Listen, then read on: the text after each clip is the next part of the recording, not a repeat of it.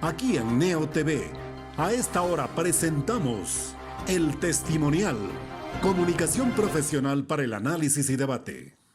Saludos amigos del Ecuador y del resto del mundo, bienvenidos a El Testimonial. Nuestro invitado de hoy es Fernando Mosquera Cortés, economista y catedrático, experto en inversiones bursátiles y expresidente de la Comisión de Inversiones del IES. Fernando, valor, disciplina y lealtad es el eslogan institucional de la policía ecuatoriana. Parece que les faltó otra palabra que se denomina honradez. Sobre todo aplica para quienes administraron fraudulentamente las inversiones del ISPOL. ¿Qué está pasando allí, Fernando? Bienvenido. Muchas gracias por acompañarnos. Gracias por esta nueva invitación, estimado Wilman, y un saludo a quienes tienen la gentileza de ver este programa que tiene alta sintonía en gran parte del país. Respecto a tu importante e inteligente pregunta, creo yo que fallaron muchas cosas alrededor de estos malhadados hechos de las inversiones del ISPOL. Principalmente lo que trae la prensa y lo que informa el Departamento de Justicia de Estados Unidos, uno de los responsables de anticipar el riesgo, el exdirector de riesgos, según es acusado por la justicia norteamericana de lavado de activo, es probable, es presunto que haya recibido algunos estímulos por parte de este experto en inversiones internacionales, también de origen ecuatoriano, y que tiene el mismo tipo de imputación en el caso de la justicia norteamericana. Ok, dos personajes entonces. John Luzuriaga Aguinaga y Jorge Cherres. Es así porque de acuerdo a las evidencias del acto jurídico de imputación de cargos, parece que había comunicación e incluso agradecimientos que solucionaban el problema de su vida financiera.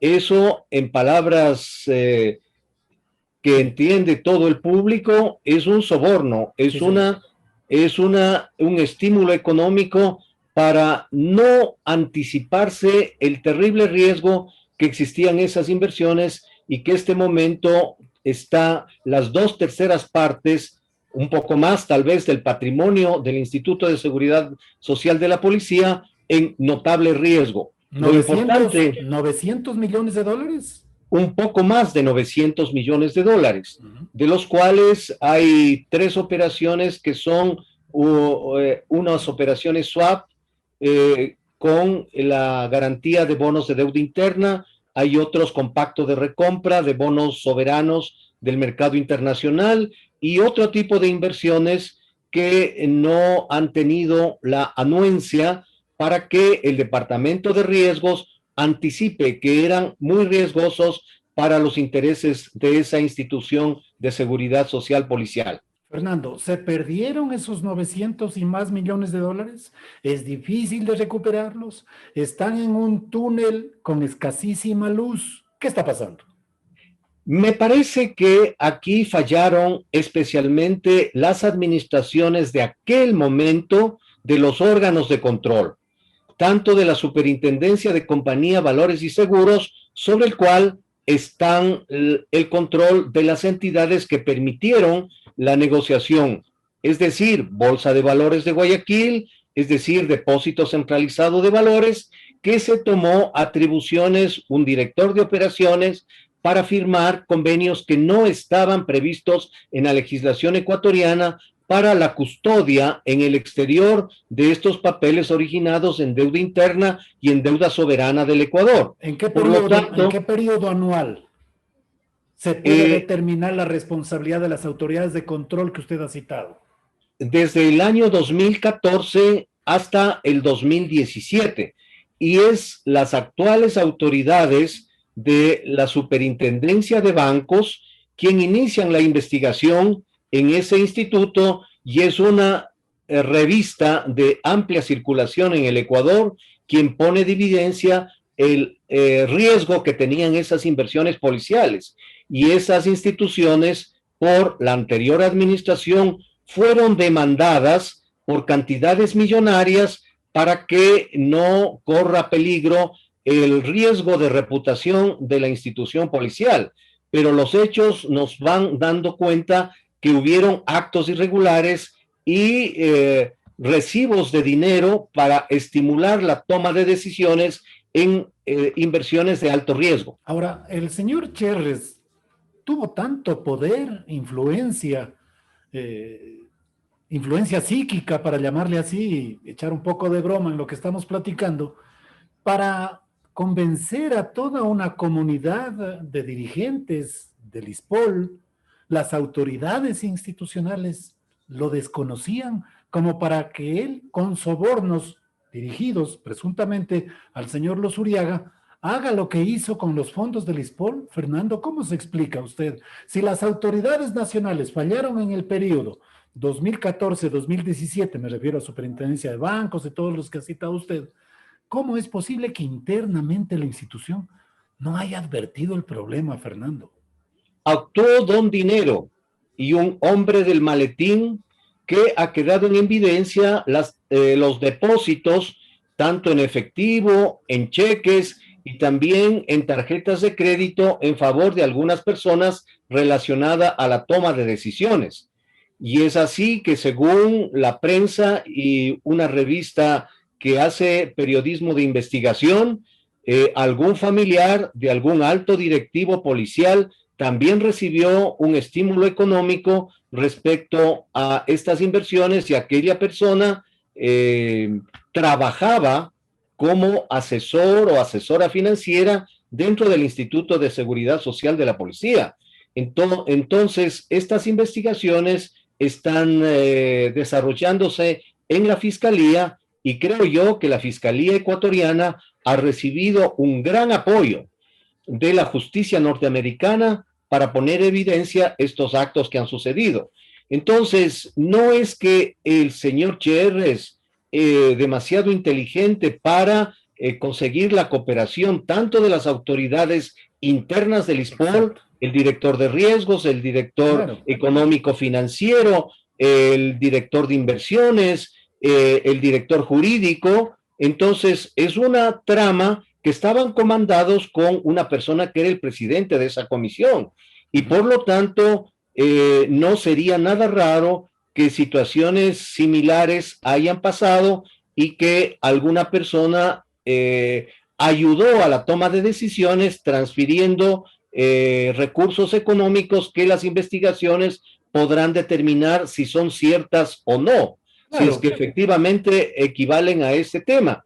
Entonces, probablemente eso también sucedió con el Depósito Centralizado de Valores, no como institución, sino la persona que se tomó atribuciones y que ha sido ya dada de baja en esa institución y que probablemente también está en el exterior. Adicionalmente, hay casas de valores comandados por personas importantes del mercado de valores que ayudaron para que esas transferencias fueran incluso hechas en el propio Banco Central, un determinado momento en que se fue el sistema informático y que esas transferencias se lo hicieron manualmente. Es decir, ¿hubo complicidad en funcionarios del Banco Central también? Eso tendría que determinarse. Simplemente las evidencias determinan que en algún momento el sistema informático supuestamente falló porque todo está automatizado y alguna de estas transferencias se lo hizo de manera manual. Además, el lugar común, Fernando, usted como experto en el tema, el lugar común de una inversión de tal naturaleza pasa por conocimiento del Banco Central del Ecuador. El Banco Central del Ecuador tiene un departamento que fue asignado cuando dejó de ser instituto emisor, que es el Depósito Centralizado para instituciones públicas, para instituciones estatales. Se supone que los papeles de deuda interna, el ISPOL debió depositar en este sitio para que estén resguardados, pero los bonos soberanos, los bonos del exterior, estimamos que están bajo custodia de alguna de las empresas que participa el señor Cherres y que están domiciliadas tanto en Panamá como también en Miami. Eso es lo que presuntamente dicen las investigaciones. Entonces, fue un total compendio de falta de control, especialmente por las superintendencias de ese entonces de bancos, porque ahí está la Intendencia de Seguridad Social y también de la Superintendencia de Compañías, Valores y Seguros, sobre cuál pesa todo el control a las bolsas de valores, a las casas de valores y al depósito centralizado de valores. Ahora, Fernando, entonces, en el escenario político, el Consejo de Generales, el Comandante General de la Policía, el Ministerio de Gobierno, ¿no conocían de este tema tampoco? Se supone que confiaban en las personas que estaban frente a la Comisión de Inversiones. Recuerde, estimado Wilman, que antes las inversiones del instituto estaban en decisión de una sola persona, el comandante general. Es por eso que con la reglamentación que emitió la Superintendencia de Bancos para las entidades de seguridad social, había que conformar una comisión de inversiones para que la toma de decisiones sea técnica, es decir, con un informe, claro, integró la policía con un informe del departamento financiero, un informe para ver si es que habían los fondos, un informe del departamento jurídico para ver si donde se iba a poner el dinero tenía todas las reglas en juego, estaban normales toda su vida jurídica, etcétera. Un informe del departamento de riesgos que es clave, y esto es justamente es una de las piezas fundamentales, y también la calificación de riesgo de cualquier calificadora autorizada para determinar el grado de percepción de riesgo de una inversión. Pero Fernando, no fue suficiente. Todo eso tenía el ISPOL. Lo que faltaba era una gerencia de conciencias de honradez. El asunto es que esos estímulos económicos que se están viendo, que sucedieron, hizo que se forjen informes que probablemente no asimilaban el riesgo que estaban corriendo esas inversiones. Y por lo tanto, la toma de decisión de las autoridades fue en base a una información no correcta.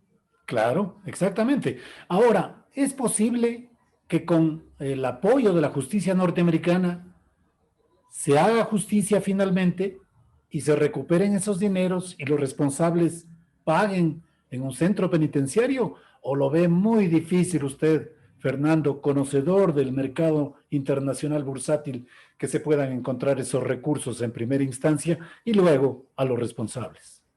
Aquí hay el tema de la custodia de los bonos de deuda interna, que son bonos que todo gobierno ha pagado puntualmente y que son de rendimiento interesante para las entidades de seguridad social.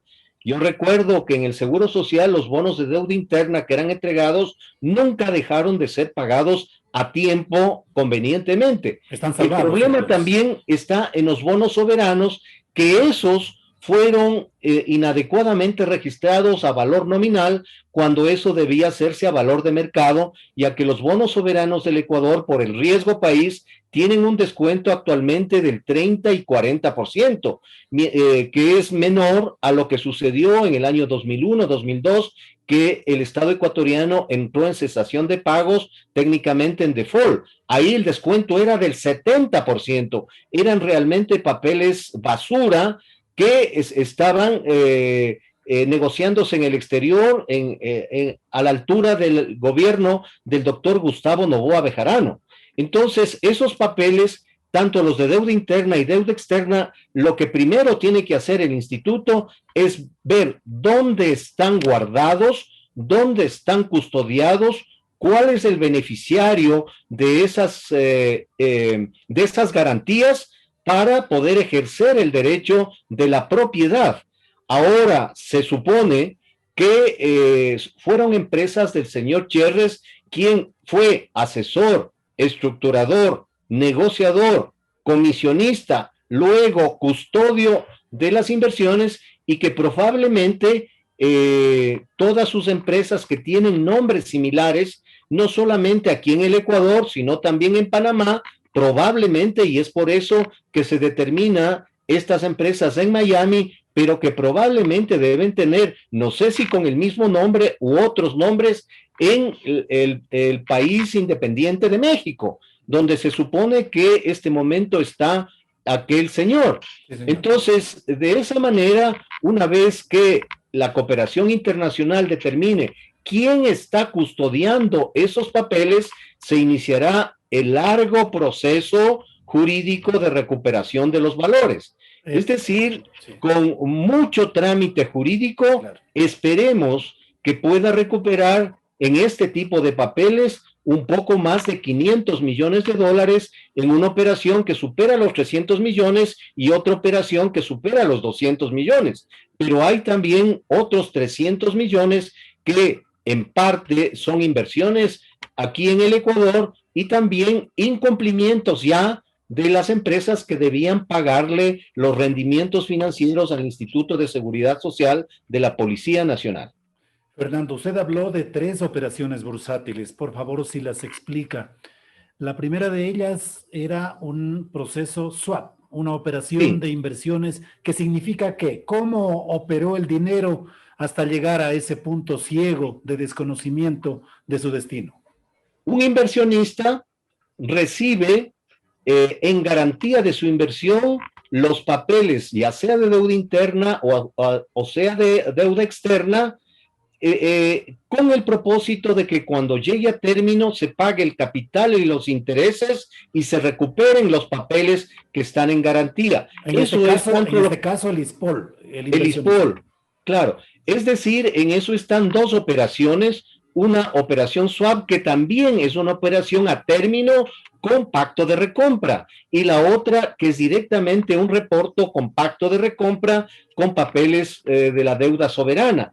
Prácticamente funcionan igual. Okay. Entonces, esas 2 operaciones superan los 500 millones de dólares. Lo bueno de esta parte es que están los bonos de deuda externa y bonos de deuda interna en garantía de estas operaciones, por lo tanto hay que determinar quién es el custodio y cuál es el beneficiario de esa custodia.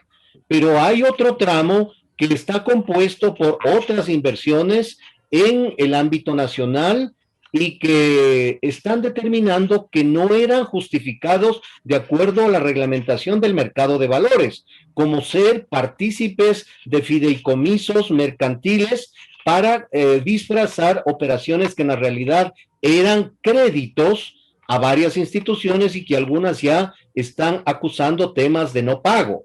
Entonces, hay inversiones en bienes raíces, hay inversiones en facturas comerciales, en papel comercial, que son papeles de renta fija con rendimiento y vencimiento en menos de un año. Y hay papeles también de renta fija, pero a largo plazo, que superan los 360 días y que también fueron hechos con la autorización y la permisividad de la Superintendencia de Compañías, que eran emisoras que estaban ya con serios problemas de estabilidad financiera y que también ahí no solamente tiene inversiones el ISPOL, sino también otras instituciones del sector, tanto de dinero, de intermediación financiera, como las otras instituciones de seguridad social que componen el sistema de el aseguramiento obligatorio de la seguridad social general. El largo trecho para recuperar los 900 y más millones de dólares del ISPOL,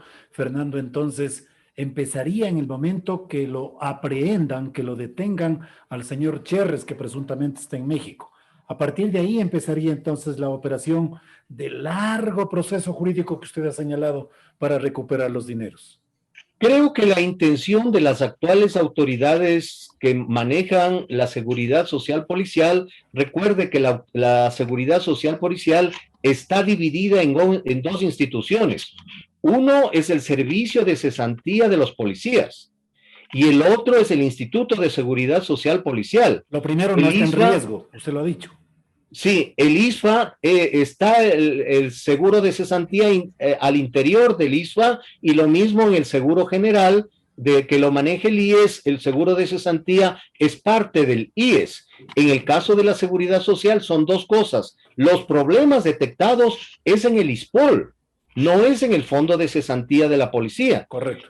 Que el fondo de cesantía de la policía tiene un capital de inversiones que supera los 800 millones de dólares, pero que está sujeto a la ley que está demandada su constitucionalidad, porque desde que se emitió lo que se conoce la ley Patiño, los nuevos policías se quedaron sin beneficios del fondo de cesantía, y eso se está demandando la inconstitucionalidad.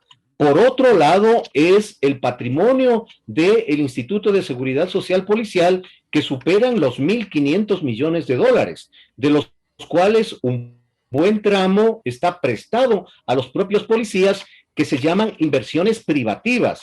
El problema se da en las inversiones no privativas, que es que está en este momento en peligro 900 y más millones de dólares. Fernando, pero operativamente ya, ¿qué procede? ¿Qué conviene? ¿Traerle al señor Luzuriaga de los Estados Unidos, capturarle al señor Cherres y traerlos al Ecuador, extraditarlos, para que aquí afronten las circunstancias? ¿O en realidad el tema se va a ventilar en la justicia norteamericana bajo el delito de lavado de activos, que es la acusación esencial? Producir eso tiene que terminar todo el proceso en los Estados Unidos, y aquí, por cuerda separada, también la justicia ecuatoriana está llevando el tema de tener los elementos de convicción, la Fiscalía General, para que posiblemente un juez tramite un juicio, y luego de que esto llegue a todas las instancias y haya una sentencia ejecutoriada, probablemente se pueda pedir, una vez que termine la pena en Estados Unidos, que sean trasladados al Ecuador para continuar con, en el caso de fuera del caso, se determine culpabilidad. Entonces, el proceso jurídico todavía es bastante largo. Lo importante es lo que usted acaba de decir a un momento: recuperar el dinero. Recuperar el dinero policial es lo fundamental, y lo que hay que determinar, la custodia de las inversiones para poder hacer efectivo el derecho del ISPOL, que es el legítimo propietario de esos papeles, tanto de deuda interna como de deuda externa. Fernando, me quedan dos temas pendientes que quisiera abordarlos naturalmente en este grato diálogo, y uno de ellos es: ¿las inversiones del IES en este escenario no están en riesgo? ¿Alguna vez, cuando usted era presidente de la Comisión de Inversiones del Seguro Social, no le golpeó la puerta también el señor Cherres para ofertarle sus buenos servicios de inversión? No apareció el señor Cherres en aquella época, pero sí debo comentar que el señor John Luzuriaga fue integrante de la Comisión de Inversiones del IES, en representación de los empleadores. Ah, mire usted. Sí, fue integrante de la Comisión de Inversiones, y yo recuerdo... ¿Antes del problema del ISPOL? ¿Después? Claro, ¿durante? mucho más antes. Estamos hablando del año 2005 al 2008. Ya. Entonces, hace mucho tiempo. De ahí, él también se desempeñó como profesor de mercado de valores en Escuela Politécnica Nacional por un buen trecho de tiempo, y posiblemente con esos antecedentes de experiencia fue contratado por el Instituto de Seguridad Social de la Policía. Entonces, es una persona que era conocida en el mercado de valores.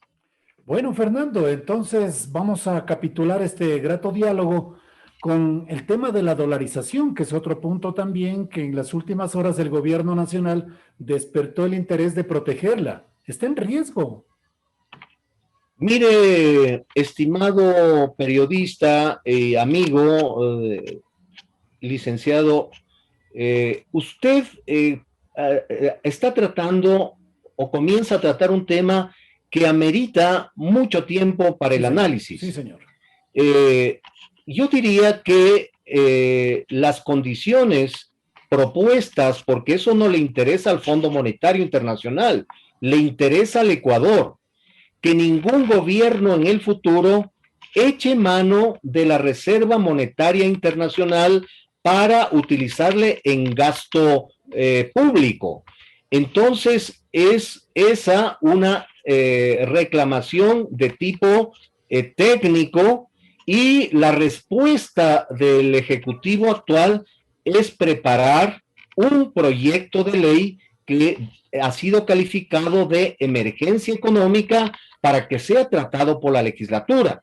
Yo creo que el hecho del cuestionamiento por la Comisión de Administración Legislativa, por el CAL, de que es inconstitucional, debería ser tratado, no sé si por la Corte Constitucional, pero en criterio de muchos juristas, opinan que esa comisión se está extralimitando en el tema de calificar o no previamente si es o no constitucional. Es decir, debe entrar al trámite y ahí se determinará si el asunto es o no es. Y una vez aprobada la ley, podría ser demandada en el Tribunal Constitucional en el caso de que eso fuera. ¿Cuál es el argumento fundamental en el tema? De que la Constitución de Montecristi dice que la política monetaria tendrá que ser ejercida por el presidente de la República. Actualmente lo hace con la Junta de Regulación Monetaria y Financiera, que es integrada por 5 ministros del régimen.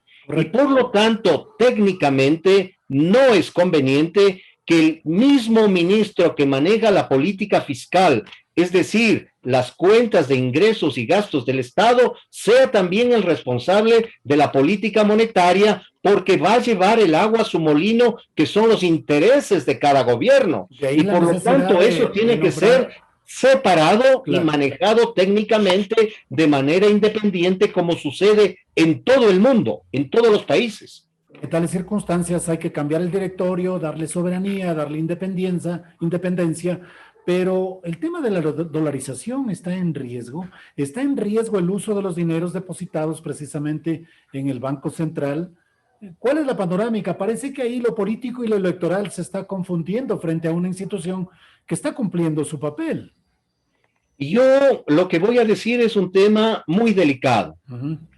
Uno de los candidatos a la segunda vuelta ha manifestado claramente que tomará dinero de la Reserva Monetaria Internacional para entregar $1,000 a 1 millón de personas, es decir, $1,000 millones.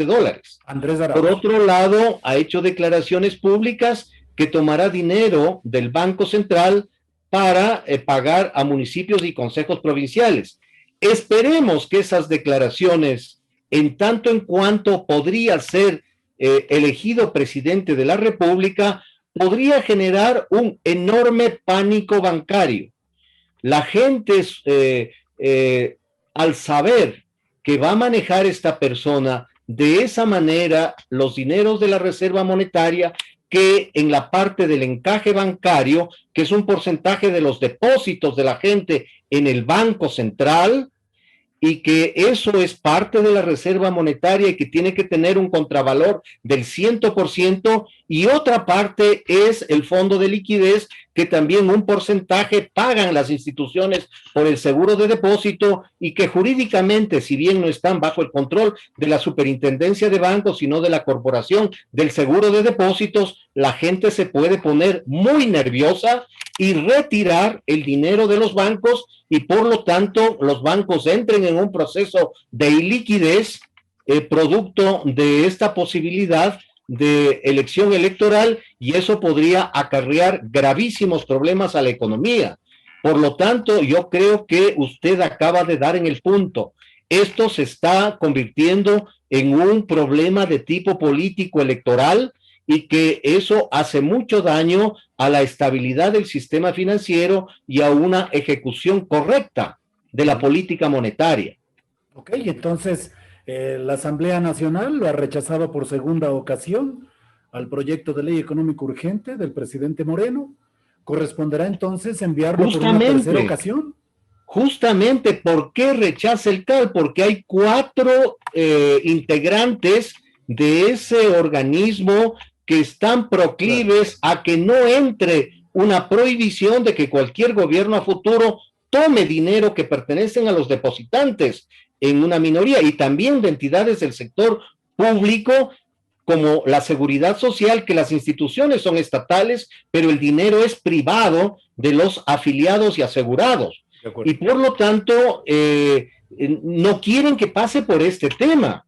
Y eso es una irresponsabilidad porque ese dinero de un banco de reserva, que es el Banco Central, debe ser custodiado para mantener la estabilidad del sistema financiero, la credibilidad de la gente con sus depósitos en bancos, cooperativas, mutualistas, etcétera, y que una parte va al Banco Central en calidad de reserva. Y por lo tanto tienen que quitarse esa camiseta de un interés político a futuro y pensar en la estabilidad de la economía, en la estabilidad del sistema financiero y en la estabilidad de un trato independiente. Ahora, la propuesta que hace el presidente Moreno es crear un directorio del Banco Central que este momento no lo tiene.